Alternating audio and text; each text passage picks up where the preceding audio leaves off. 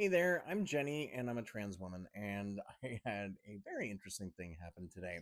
You see, women historically are not treated very well in the auto industry. You hear it all the time. I mean, and as a person who is a former man, this is true. This happens. People, mechanics think that I'm a total moron and try and gouge me with shit that I absolutely do not need.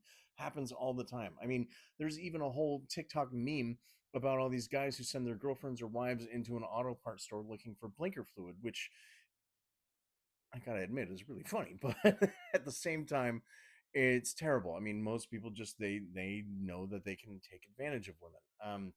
Now, so I've always been a little uncomfortable going into auto parts stores. I'm just always kind of, on edge. But today I had to go. I needed some new floor mats for my car. And so while I was in there, I got the floor mats that I wanted and I found like a tire pressure gauge, whatnot. So I'm standing in line and I had a friend of mine call me. I don't like talking on the phone in public. My voice, it always gives me away. And so I just made it a real quick call. But as I was on the call, I see one of these younger guys who's, a cashier.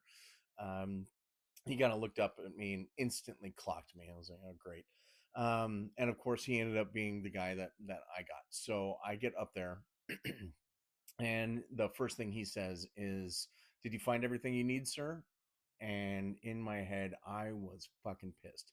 So I said, no, actually, I haven't found everything I need. I actually need a radiator cap for my 72 Volkswagen Beetle. And so the guy starts looking it up and looking it up, and he's like, man, I can't find this anywhere. I said, would you mind asking one of your coworkers?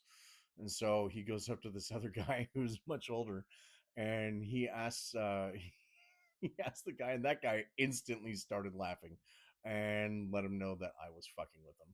And so he came back, and I was just sitting there smiling, and I said, nope, don't need anything else. I guess this is it.